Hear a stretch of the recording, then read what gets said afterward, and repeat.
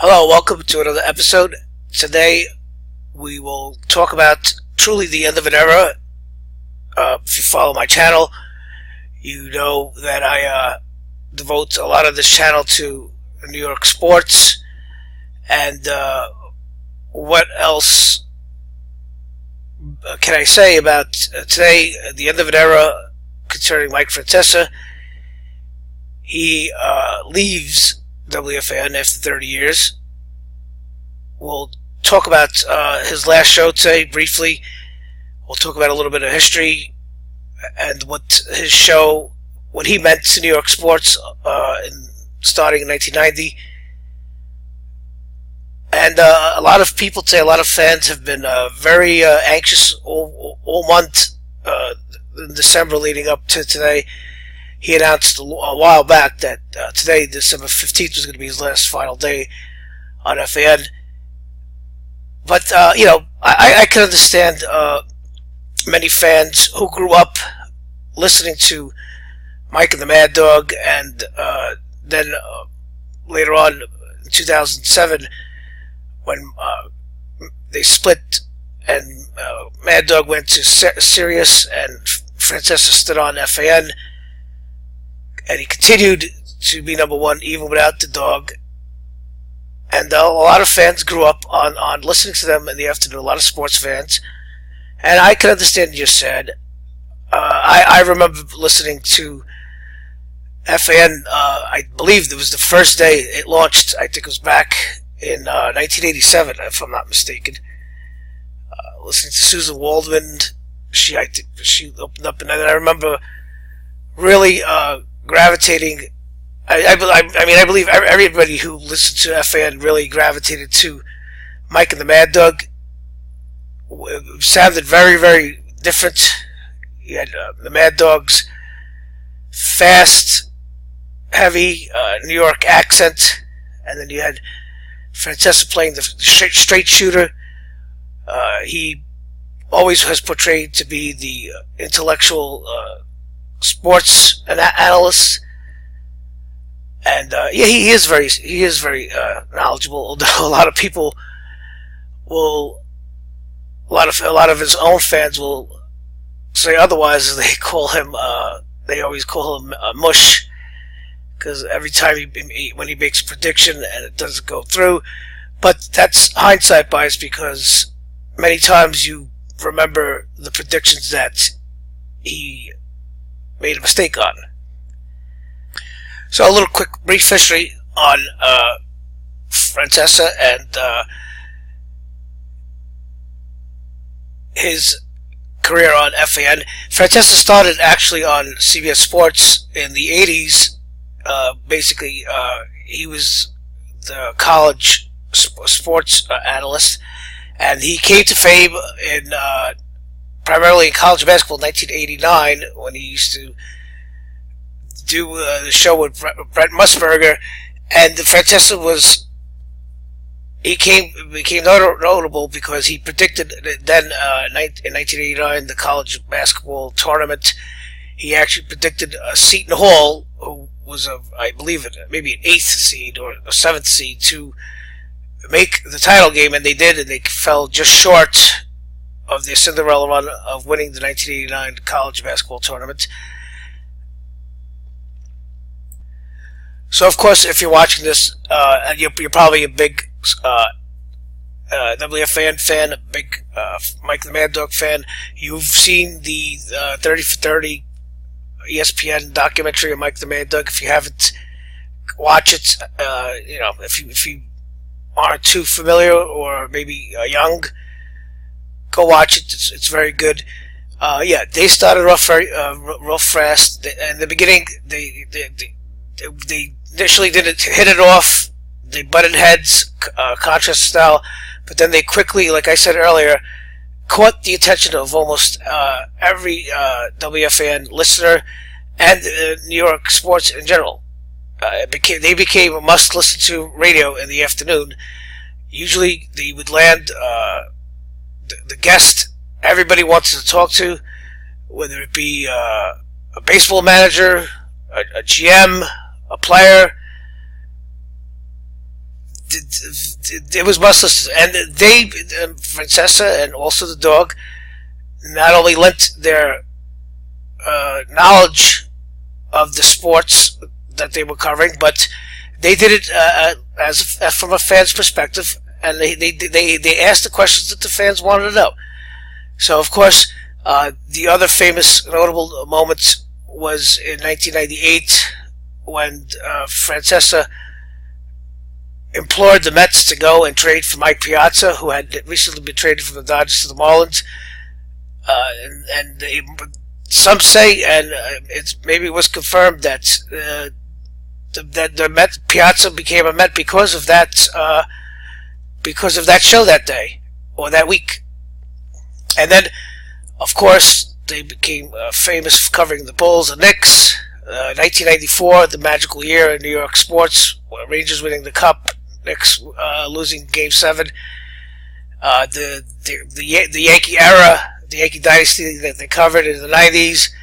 Of course, 9/11, they helped New York heal. Just incredible sports talk every day. It was, like I said, to reiterate, it was must listen to. And I can understand, like I said, the younger fans, even the older fans who feel sentimental. But listen, like I said, it's a TV, it's a radio show. They had a long run, 30-year run. Yes, the fans, WFAN is still on the air. I guess you can say it won't be the same without them, without Francesca's voice in the afternoon.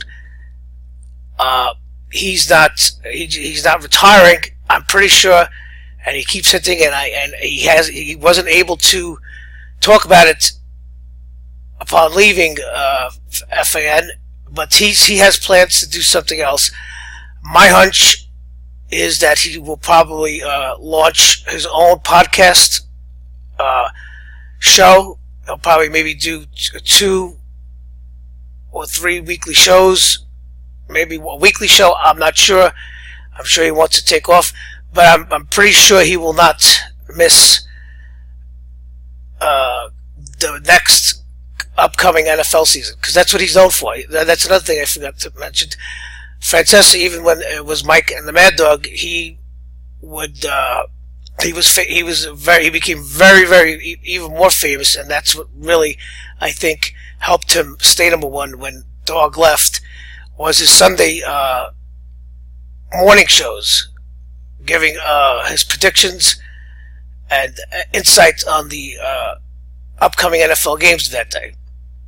A lot of gamblers, whether they admit it or not, they've listened to Francesca for gambling tips. But again, like I said, then they bash him when they lose money. They lose the bet because they think he's the guru. And if he was that good, wouldn't you think he'd be a billionaire by now betting games? I'm sure he does bet games. Trust me, I know.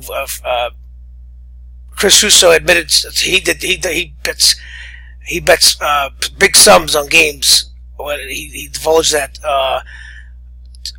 10 years ago on an interview with Howard Stern.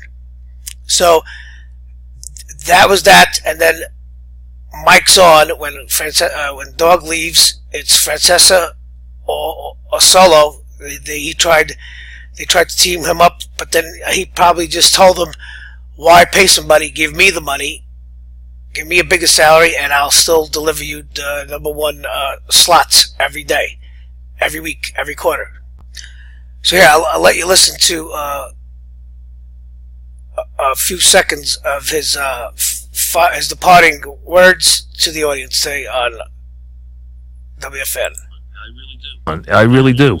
I have always thought about that. It's not just going in and doing a show and not thinking about who you're performing for. I've always been very conscious of the audience and what the audience wants. I've always thought about that and tried to. It was never about what I wanted to talk about. It was what I thought the audience wanted to talk about.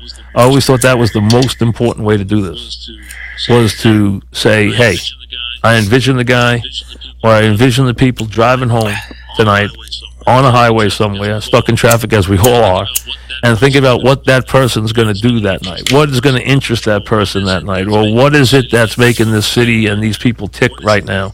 What is it that's going to connect to them? And that's what we do. We connect.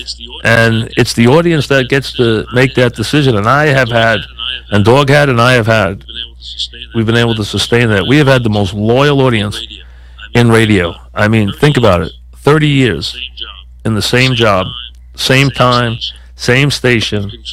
We've controlled this time period for 30 years, the longest show in the country, 5.5 hours every day. And we have been at the top of the ratings for 30 years. We were, when we started, spring 1990. And there you go, number one. And yes, he is number one. There you heard Francesca, obviously touched, conveying his appreciation to the audience and his relationship to the audience. Speaking of that, he did develop a sort of love-hate, tumultuous relationship with his audience. In the last few years, of course, the most famous highlight, you could go on YouTube and see it. Francesca did it later admit. Well, what happened was during an update, when the show started to become during the simulcast after a break for commercial, it showed that he had dozed off. I mean, even for 3 seconds. Listen, it happens to everybody. But he insisted for a while. He maintained for a while that he never fell asleep. Hey, listen. You think you didn't? Maybe he really thought he didn't fall asleep. But come on, he had gone and seen the footage of himself dozing off. He later then finally admitted that he had pulled an all-nighter. I believe his wife was sick, and he had taken care of the kid. He had to take care of his kids, and so forth. But I believe because of that, because of him initially not admitting it, he caught heat with the audience, and the audience repeatedly. Members of the audience repeatedly prank calling him. It became a staple almost for a while. You can go on YouTube and listen to those. I mean, they're stupid, but it's fun nonetheless. Of course, his sound bites have become synonymous in New York sports culture and radio. I mean, if you listen to on CBS, ex-wrestler The Taz Show, he loves playing Mike Francesca sound bites. What are you, nuts? And so forth. So he has become iconic. But listen, as like with all things, all shows and all eras must end. But like I said, he's not dying. He's not fully retiring. He's just transitioning. He wants a lighter schedule, and Francesca, listen, as much I said, he's very knowledgeable about sports. He's also maybe even more knowledgeable about the medium of sports talk, and he sees what he knows and sees what is the obvious. How radio is FM radio, AM radio is dying. It's starting to become outdated. Even though it's still big, Everybody has radios in their car. But the internet and digital media is where it's at, and there is now a big transition, and he wants to jump on that in his final years in the last stage of his career. Like I said, I truly believe he has plans, and it's probably done already.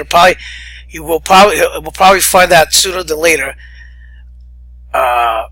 I say maybe he takes the winter off to promote his podcast that he'll have. I believe he'll have a podcast, and he'll probably debut in spring, right around spring training, when baseball season starts and the basketball playoffs start. I think that's what he'll do. I mean, it makes no sense for him to start a podcast so quickly after leaving and not promote it. And now January and February are pretty much the slow months of sports. I mean, after you get past the Super Bowl, the NFL playoffs and Super Bowl, it's pretty much probably the quietest time of the year for sports up until March Madness starts. Maybe he'll do that. Maybe he will promote his show coming in the early weeks of 2018, and maybe he'll debut in March for March Madness. He'll come full circle and go back to his and debut for college basketball. Anyway, like I said, I know a lot of fans I seen on social media today were sad. A lot of fans paying tribute. Don't be sad. I'm sure now you'll probably be if you love Francesca that much, then I guess you're going to be willing, and he knows this. You're going to be willing to probably come up and fork up either $5.99 or $9.99 a month to subscribe to his podcast. I don't know how that's going to work because I'm sure a lot of people are going to download it and upload it to YouTube. So we'll see. But anyway, listen, thanks for listening again, as always, and you are my audience, and I appreciate you. Like and subscribe, and I will see you soon.